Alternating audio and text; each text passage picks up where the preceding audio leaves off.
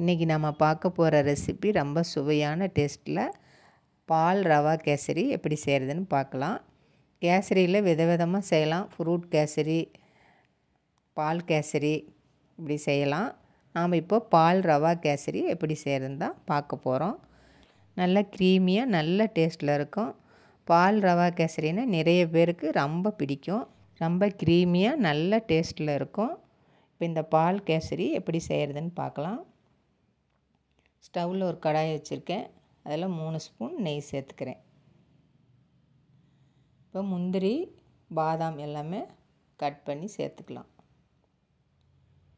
முந்திரி ஒரு 10 முந்திரி, பாதாம் ஒரு 5 பாதாம் எல்லாம் கட் பண்ணி சேர்த்துருக்கேன். சேர்த்து நல்லா வறுத்துக்கலாம்.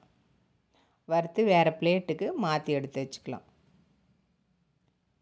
இப்போ நல்லா வறுபட்டு வந்துடுச்சு. இப்போ வேறு பிளேட்டுக்கு மாற்றிக்கலாம். இப்போ அதே கடாயில் அதே நெய் இருக்குது. அதுலேயே நம்ம ரவை 1 கப்பு சேர்த்து வறுத்துக்கலாம்.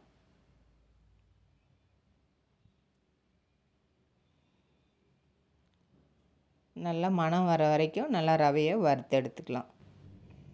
மீடியம் ஃப்ளேமில் வச்சு ரவையை நல்லா வறுத்துக்கலாம். இந்த மாதிரி ஒரு தடவை செஞ்சு கொடுத்தீங்கன்னா வீட்டில் வேண்டானே சொல்ல மாட்டாங்க குழந்தைங்களாம். அந்தளவுக்கு ரொம்ப டேஸ்ட்டாக இருக்கும். இப்போ ரவை வறுபட்டுருச்சு. நம்ம வேறு பிளேட்டுக்கு மாற்றிக்கலாம். இப்போ அதே கடாயில் 1 கப்பு ரவைக்கு 3 கப்பு பால் சேர்த்துக்கலாம். நான் இந்த டம்ளரில் தான் ரவை எடுத்தேன். அதே டம்ளரில் பால் அளந்து ஊற்றிக்கிறேன். 3 டம்ளர்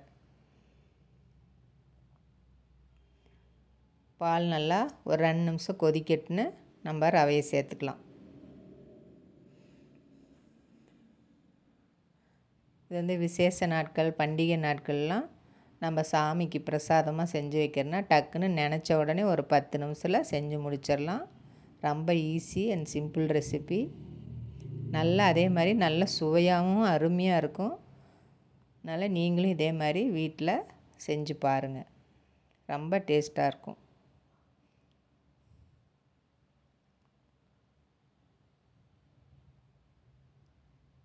இப்போ பால் நல்லா கொதிச்சிருச்சு. இப்போ நம்ம ரவையை சேர்த்துக்கலாம். வறுத்து வச்ச ரவையை சேர்த்து நல்லா கட்டி இல்லாமல் கலந்து விட்டுக்கலாம்.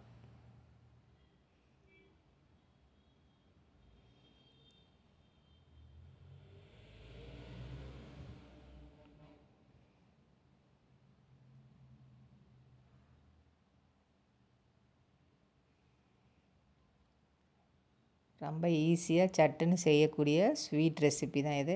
எல்லாருக்குமே இது பிடிக்கும். யாருமே வேண்டான்னு சொல்ல மாட்டாங்க. அந்தளவுக்கு டேஸ்ட்டாக இருக்கும்.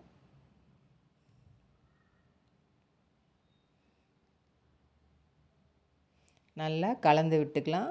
இப்போ நல்லா திக்காகி வந்துருச்சு பாருங்கள்.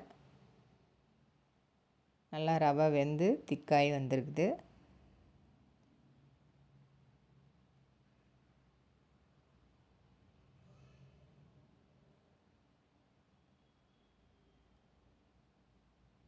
நல்லா திக்காகி வந்துடுச்சு. இந்த அளவுக்கு நல்லா கலந்து விட்டுக்கணும். அடி பிடிக்காத அளவுக்கு நல்லா கலந்து விட்டுக்கலாம். இப்போ சர்க்கரை நான் 1 டம்ளரே சேர்த்துக்கிறேன். எந்த டம்ளரில் ரவை எடுத்தோமோ அதே டம்ளரில் 1 டம்ளர் சர்க்கரை சேர்த்துக்கிறேன். நீங்கள் இனிப்பு கம்மியாக வேணும்னா 3/4 டம்ளர் சேர்த்துக்கலாம். இல்லை அதிகமாக வேணும்னா 1/4 டம்ளர் சேர்த்துக்கலாம். நீங்கள் உங்கள் இனிப்புக்கு தகுந்த மாதிரி கூட்டியோ குறைச்சோ சேர்த்துக்குங்க.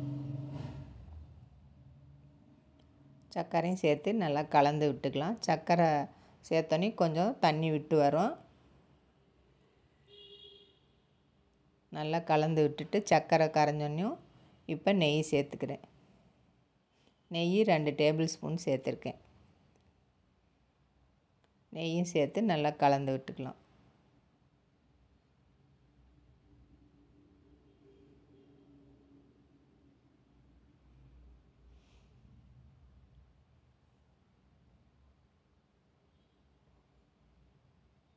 இப்போ நெய்யும் சேர்த்து நல்லா கலந்து விட்டு நல்லா கலந்து ரெடி ஆயிடுச்சு. நம்ம ரவா கேசரி, பால் ரவா கேசரி ரெடி ஆயிடுச்சு. இப்போ நம்ம ஏலக்காய் சேர்த்துக்கலாம். நான் 1/4 டீஸ்பூன் ஏலக்காய் சேர்த்துருக்கேன். ஏலக்காய் பவுடர் சேர்த்து அதையும் நல்லா கலந்து விட்டுக்கலாம். இப்போ நம்ம வறுத்து வச்ச முந்திரியும் பாதாமும் சேர்த்துக்கலாம்.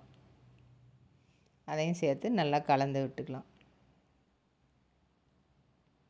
பாருங்கள், சூப்பராக நல்லா க்ரீமியாக பார்க்குறதுக்கு ரொம்ப அருமையான டேஸ்ட்டாகவும் இருக்கும். நம்மளுடைய பால் ரவா கேசரி ரெடி ஆயிடுச்சு. நல்ல டேஸ்ட்டில் இருக்கும். இதே மாதிரி நீங்களும் உங்கள் வீட்டில் செஞ்சு பாருங்கள். சாமிக்கு பிரசாதமாகவும் இதை செஞ்சு வைக்கலாம். டக்குன்னு வேலை முடிஞ்சிடும். Simple and easy recipe. எல்லாருமே விரும்பி சாப்பிடுவாங்க, வேண்டானே சொல்ல மாட்டாங்க. இன்னும் வேணும் இது மாதிரி செஞ்சு கொடுங்கன்னு கேட்டு வாங்கி சாப்பிடுவாங்க. அந்தளவுக்கு டேஸ்ட்டு நல்லாயிருக்கும். லைக் பண்ணுங்கள், ஷேர் பண்ணுங்கள், சப்ஸ்கிரைப் பண்ணுங்கள். நன்றி, வணக்கம்.